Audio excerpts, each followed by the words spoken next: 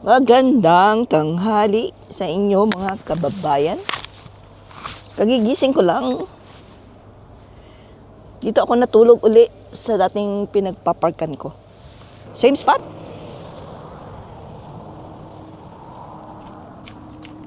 Dito guys, pwede kayong maglakad. Ayan, maraming naglalakad dito. Kaso guys, medyo mataas ito eh. Naakyat ko na to dati pero hindi ako nakarating doon sa tuktok.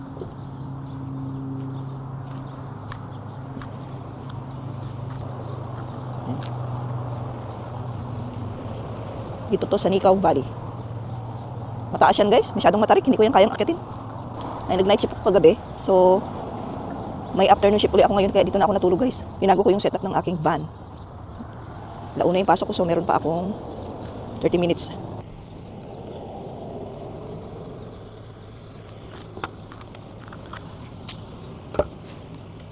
Grabe, naggising ng madaling araw, siguro ang daming nakaing sweets kagabi. Ayun, tapos naglaro na siya guys. Naglaro ng bola. Ang aga niya sinira yung bola niyang isa, yung malaki. Yung bola niya na regalo na naman sa kanya ng magulang niya na yung pang fitness ball. Paborito niya yun eh. Sinira na naman niya. Saglitan lang guys. Kinakagat lang niya yung bola na yun. Hindi ko alam kung bakit gusto niyang sirain. Ang bilis niyang sirain yung bola na yun. Minsan minutes lang. Lalaruin lang niya saglit tapos sisirain na niya. Kaya ang dami na siguro mahigit 100 na ang nasira yung bola na ganun. Tapos guys, nung nasira niya yung bola, yung basketball na matigas naman ang nilalaro niya. Diyos ko, sa loob ng bahay. Hinagis-hagis niya doon sa mga wall, doon sa may TV. Diyos ko, ang hyper niya kaninang umaga. Buti nga hindi nag-elevate eh. Bait naman siya sa akin. Kahit mag-isa akong agang humingi ng pagkain kung ano-anong mga hinihingi. Grabe. At syempre, ang kape ko, kafe macchiato ng Lux Slim. Yan, pampaganda ng kutis. Bagay na bagay ito sa mga naglo-local diet. Mga nagkiketo. Ay, ang sarap ng kape ko. Ang sarap uminom ng kape pagka mainit. Dito muna yan sa lababo. Ayan. Tomorrow, day off ko. Kapahinga naman. Sarap muna natin siya saglit. At nakalimutan ko, hindi pa ako nakakapaglagay ng aking moisturizer. Sige muna tayo. Tapos na ako nag-skincare kanina pagising ko. Ang ganda ng panahon ngayon kasi hindi siya malamig. Limlim nga lang pero walang hangin. Hindi siya malamig. Hindi katulad ng nakaraang, kaya naka-short lang ako ngayon. Kita nyo, naka-short muna ako ngayon, di ba? Naka-nyort muna ako ngayon. Launa yung pasok ko, kaya oras na. 12:38, so may time pa ako para mag-almusal. Medyo umayos-ayos yung setup ng van ko ngayon guys, kasi ito may bago. Bili ako nitong lagayan ko dito. So, dyan ko na nilalagay yung aking mga snacks. Medyo umayos-ayos siya guys. Kalimutan ng vitamins guys. Ito lang aking best friend. Ay, ito ang aking fish oil, vitamin C, yung aking marine collagen. Meron pa pala ako barley. Ako uminom ng barley.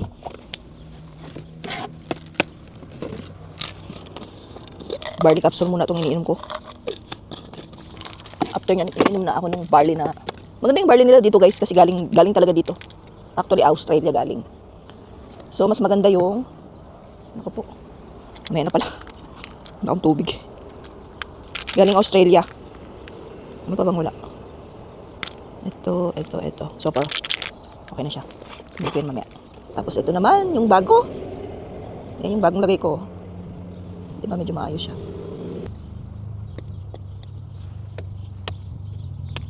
Siyempre, ang paborito, itlog sa umaga. Kaya guys, bago ako umuwi ng Pinas, siguro baka tubuan ako ng itlog nito.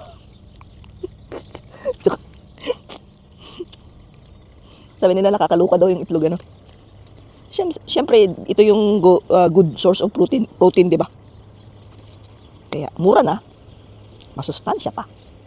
Tangka pa. Tutubuan na ako ng itlog, guys.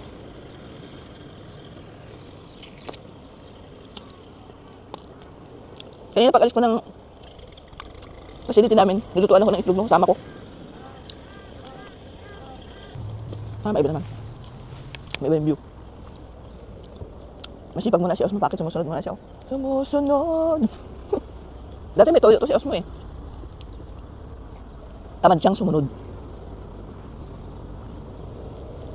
Masarap ng kape.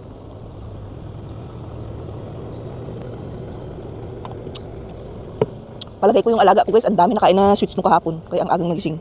Ang hyper niya, grabe. Tapos guys, tahimik siya nung tumahimik bigla. Sabi ko, ay okay to. Sabi ko ganun, tumahimik sabi ko. Nandun siya sa sulok.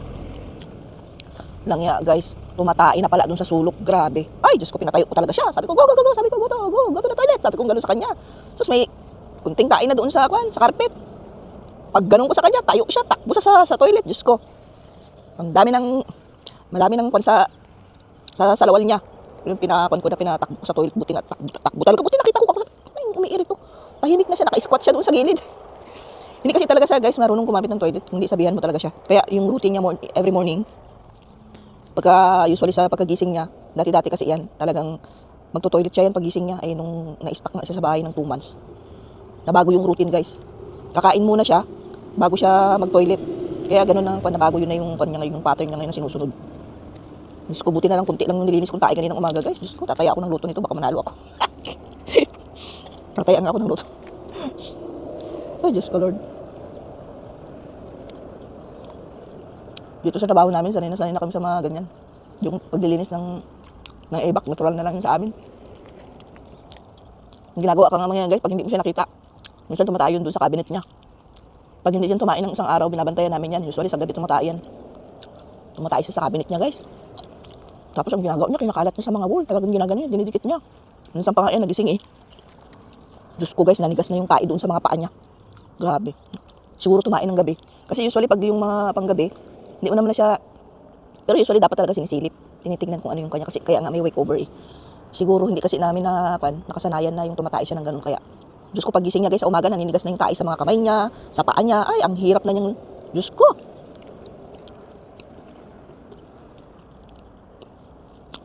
Kaya, natural na sa amin yung ganyan, trabaho.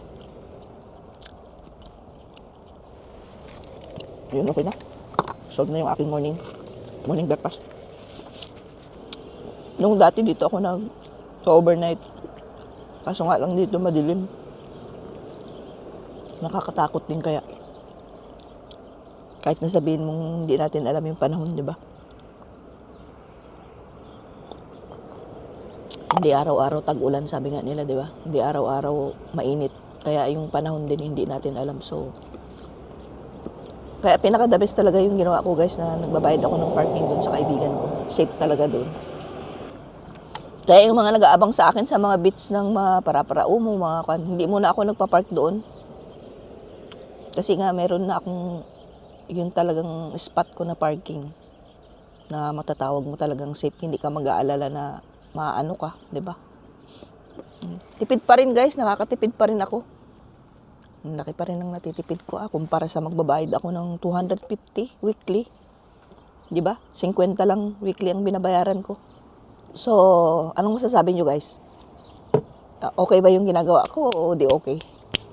Mga ibang nanonood dyan, mag-comment kayo kung ano sa palagay ninyo yung ginagawa ko ngayon. Yung pagtira ko sa van.